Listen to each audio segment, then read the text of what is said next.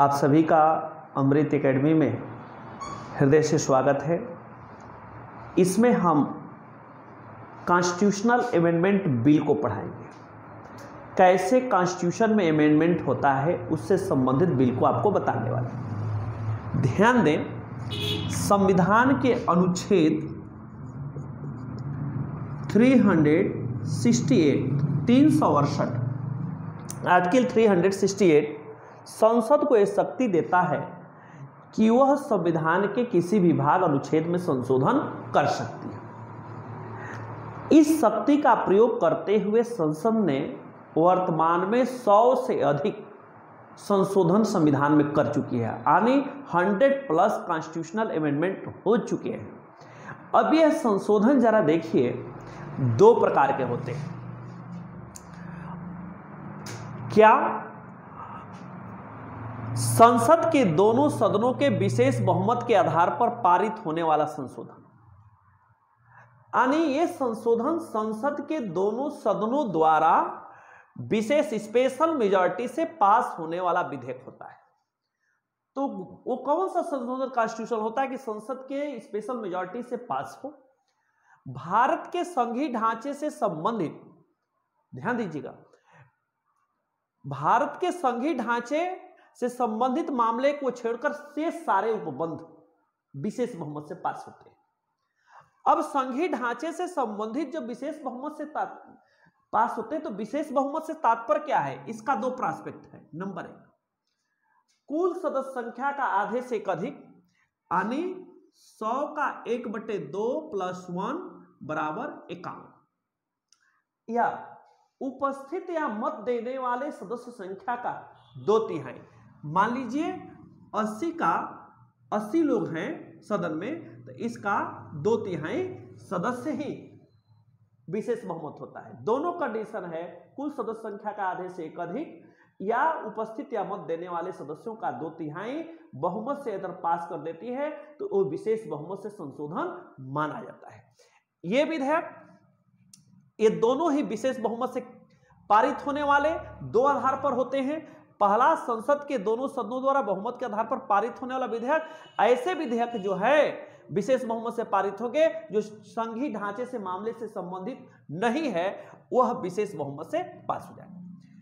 दूसरा जो constitutional amendment होता है, वह संसद के विशेष बहुमत के अलावा कम से कम आधे से अधिक राज्यों के विधानमंडल के अनुसमर्थन से पास होना चाहिए। यानी ऐसे विधेयक जो संसद के दोनों सदनों द्वारा पास हो गया हो, लेकिन वो डायरेक्ट राष्ट्रपति के पास नहीं जाएगा। जितने राज्य यानी 28 स्टेट है, उस राज्य के विधानमंडल के पास जाएगा, और जब तक उसमें आधे से अधिक राज्य अनुसमर्थन नहीं कर देते कि यस हम इससे समर्थित हैं, तब तक वो राष्ट्रपति के पास नहीं जाएगा, भले ही विशेष बहुमत से ही क्यों ना पास गया। ऐसे विषय जो होता है संघात्मक मामले से जुड़े उपबंध होते हैं। जो हमारा फेडरल स्ट्रक्चर है उससे जुड़े हुए अगर कोई विषय है तो संसद के दोनों सदनों द्वारा पास होने के बाद भी आधे से अधिक राज्य विधानमंडल के पास भेजा जाता है। जब तक आधे से अधिक राज्य विधानमंडल प्रस्ताव पारित कर उस पर समर्थन नहीं जमाते, अनुसमर्थन नहीं जताते, तब तक वो राष्ट्रपति के पास नहीं जाता। अब जरा देखिए, ये दोनों ही विषय संविधान संशोधन से होते हैं, यानी विशेष बहुमत से होते हैं, स्पेशल मेजॉरिटी से होते हैं। हम पहले ही बता दिए, स्पेशल मेजॉरिटी का तात्पर्य है कि यदि किसी सदन में 100 सदस्य हैं तो उसको आधे से एक अधिक। दूसरा, अगर 100 हैं, 80 ही उपस्थित हैं, तो उपस्थित सदस्यों का 2/3। यह 2 प्रकार के संशोधन होते हैं स्पेशल बहुमत से। संघीय ढांचे से संबंधित मामलों को छोड़कर जो होते हैं वो संसद के दोनों सदनों द्वारा पास होने के बाद राष्ट्रपति के पास जाते हैं। ध्यान दीजिए, संविधान संशोधन विधेयक संसद के किसी भी सदन में पहले आ सकता है, और लोकसभा में भी आ सकता है, राज्यसभा में। ये बाउंडेशन नहीं है कि पहले लोकसभा में आएगा, लेकिन अगर वो स्पेशल बहुमत से पास हो सकती है तो वह राष्ट्रपति के पास। लेकिन एक कुछ ऐसे भी है जो डायरेक्ट राष्ट्रपति के पास नहीं जाएंगे, विशेष बहुमत से पास होने के बाद भी राज्य विधानमंडल के पास। वो वैसे कैसे हैं? संघात्मक ढांचा, फेडरल स्ट्रक्चर से संबंधित जो विषय है वो 368 से संशोधित होने के बाद भी राष्ट्रपति के पास नहीं जाकर विधानमंडल के पास जाते हैं। जब तक अधिक से अधिक राज्यों के विधानमंडल विशेष बहुमत से प्रस्ताव नहीं पारित कर देते हैं, आधे से अधिक राज्यों के विधानमंडल समर्थन नहीं जता देते हैं, यानी 29 स्टेट में से कम 15 स्टेट 15 स्टेट उसके समर्थन में नहीं होते हैं, तब तक वो राष्ट्रपति के पास नहीं जाएगा। अब जरा देखिए इस विधेयक को अनेक संविधान संशोधन विधेयक के बारे में कुछ बारीकियां। पहले तो इसको संसद के किसी भी सदन में पहले पेश किया जा सकता है, ये पेश किसी भी सदन में हो सकता है। दूसरा, इस पर राष्ट्रपति की पुनः सहमति की जरूरत नहीं है, यानी पूर्व सहमति की जरूरत नहीं है। तीसरा, इस पर राष्ट्रपति संसद के संयुक्त अधिवेशन को नहीं बुला सकता, यानी संसद के संयुक्त अधिवेशन को नहीं बुला सकता। और चौथा, राष्ट्रपति दो में से कोई एक निर्णय ले सकता है। पहला, या तो उस पर सहमति दे और नहीं तो उसको रोक सकता है, यानी रोक सकता है, उसको जीपी वीडो है लेकिन पुनर्विचार के लिए नहीं भेज सकता। राष्ट्रपति के पास केवल दो ही ऑप्शन है, या तो उस पर सहमति दे और नहीं तो वो सहमति देगा अर्थात वीटो शक्ति का प्रयोग कर सकता है, लेकिन उस पर राष्ट्रपति विधेयक पर अनुमति देने के लिए बाध्य है। सरल शब्दों में यह संसद के किसी भी सदन में पहले पेश हो सकता है। दूसरा, राष्ट्रपति के पूर्व सहमति के बिना लाया जा सकता है। संसद में इसमें राष्ट्रपति संयुक्त अधिवेशन को नहीं बुला सकता।